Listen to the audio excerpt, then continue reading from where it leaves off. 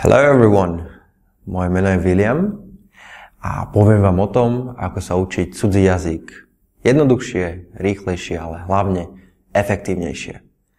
A v minulých videách, predchádzajúcich videách, sme sa už naučili nejaké veci, ako to spraviť. V prvom kroku, alebo v prvom videu sme si hovorili o tom, že by sme sa nemali učiť iba individuálne slova, ale celé frázy, celé vety. A tým sa oveľa lepšie učíme tú slovnú zásobu a jej riadne použitie a využitie. Nepriamo sa učíme gramatiku a takisto aj výslovnosť. Tiež sme si hovorili to, že by sme si nemali prekladať vety zo slovenčiny do angličtiny od slova do slova, pretože potom nám môže výjsť taká veta, ktorá nemá presne ten význam, ktorý by sme potrebovali. V tom ďalšom videu sme sa rozprávali o gramatike.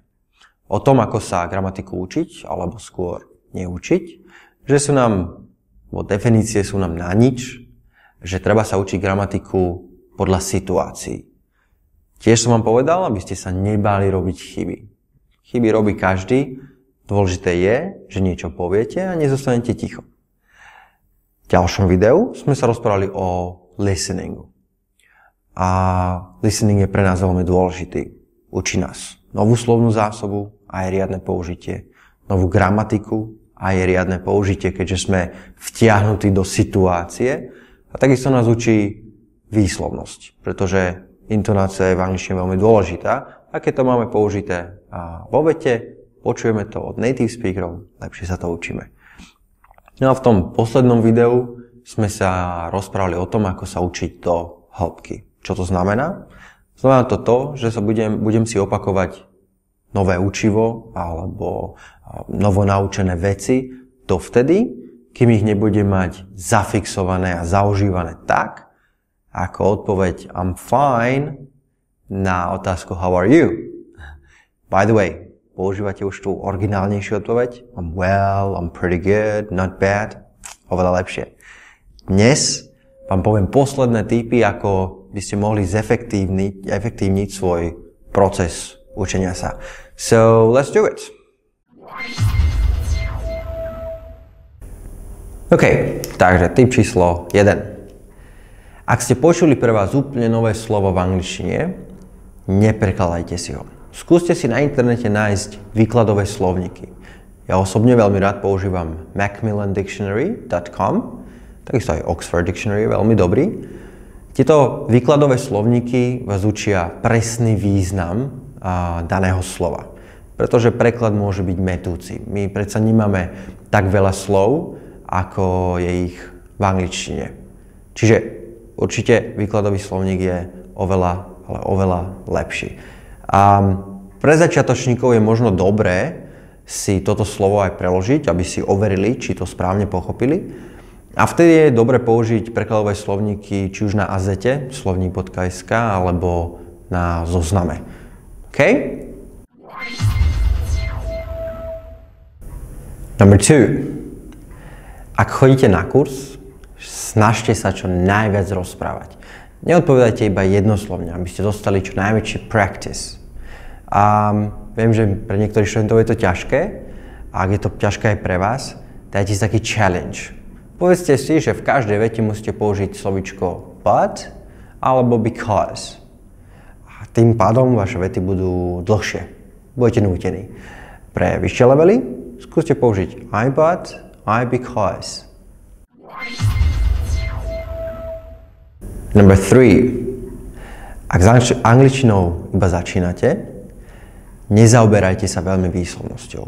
Vždy je lepšie mať taký slovenský prízvuk ako nejaký hraný prízvuk. Veľa študentov má tendenciu preháňať. Hrať prízvuk a tým pádom preháňajú. Potom z jednoduchého V sa stáva dvojité V. Ale predsa dvojité V v angličtine je W, čiže W, dvojité U. Čiže to z V nemá nič spoločné. Potom vzniká thank you very much. Namiesto toho, aby sa povedalo thank you very much. Alebo village, dedina. Ono to má byť village, V. Okay? To nie je až taký problém, ale napríklad pri písmenku E. Veľa študentov, ak preháňajú, majú tendenciu vysloviť toto písmeno ako široké A. Čiže pero, pen, z neho sa stane pen. To už je pánvica. 10, 10. Niekto povie 10, ale to už je opalovať sa. Čiže nezaoberajte sa tým, ako je písme, alebo teda slovo napísané, ale to, ako sa vyslovuje. Skúste počúvať a skúste to napodobňovať. Môžete sa aj nahrať, aby ste vedeli, ako veľmi sa dokážete priblížiť k tomu správnemu. Number 4. A dávajte si na hodinách challenges. Ak sa naučíte nejaké nové slovné spojenie, aj mimo hodiny, skúste ho na hodine použiť. Tým si overíte u lektora, či ste ho správne použili, či máte dobrú výslovnosť a tak ďalej. Ale hlavne, čím viac ho budete používať, tým sa vám rýchlejšie zafixuje. Sám to robím, keď sa naučím niečo nové, snažím sa to využiť na hodinách, čiže určite to funguje. Number 5. Ak vám náhodou na hodine vypadlo nejaké slovíčko, alebo ho proste ešte nepoznáte, nepýtajte sa hneď lektora, ako sa to povie, aby vám to preložil. Skúste ho najprv opísať, v angličtine samozrejme. Poprvé, dostávate výborný practice, zase veľa rozprávate. Po druhé, cvičte si reálnu situáciu zo života, keď neviete niečo vysvetliť, a niekto je native speaker alebo proste zo zahraničia, tak asi vám to nepreloží zo slovenčiny do angličtiny. A mojim študentom to pomohlo naozaj veľmi. A už teraz sú schopní povedať čokoľvek, čo potrebujú, pretože vedia výborne opisovať slova. Dokážu sa vynájsť. A posledný tip. Skúste na hodinách rozprávať iba po anglicky. Nevyužívajte vôbec slovenčinu. Skúšajte. Tie začiatky sú veľmi ťažké, ale postupne sa od toho dostanete. A ten pocit, keď zistíte, že ste celú hodinu komunikovali iba v angličtine, je na nezaplatenie.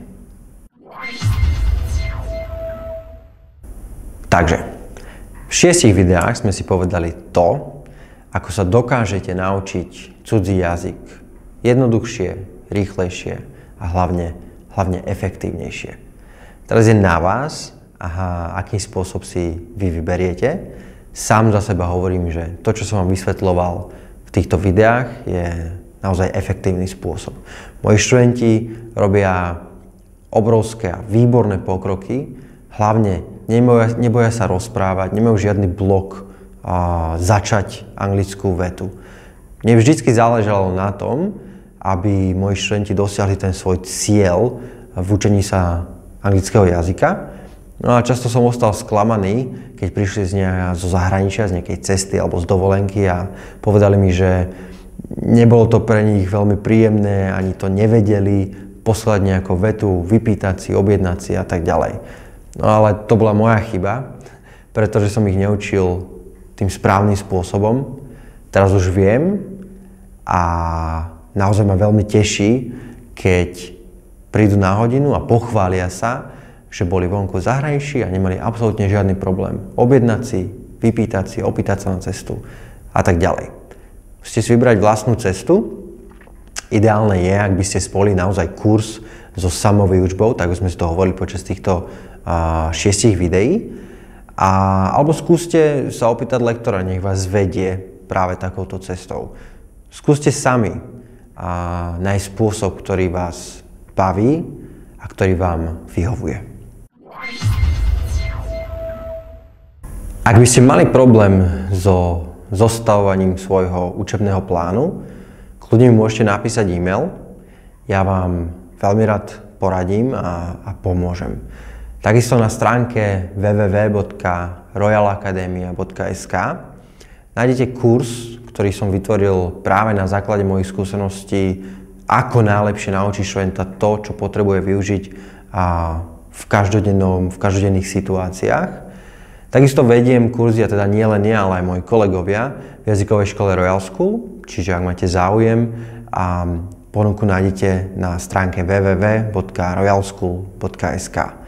Čiže, či už ste sa rozhodli študovať sami, alebo sa porozprávate so svojím lektorom, alebo ste sa rozhodli študovať s nami. Ja pevne verím, že tento spôsob výučby sa vám zapáči. Uvidíte sami, aký obrovský pokrok dokážete spraviť za kratší čas.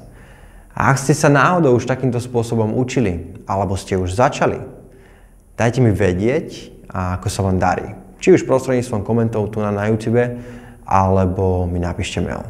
So good luck and have fun. Bye.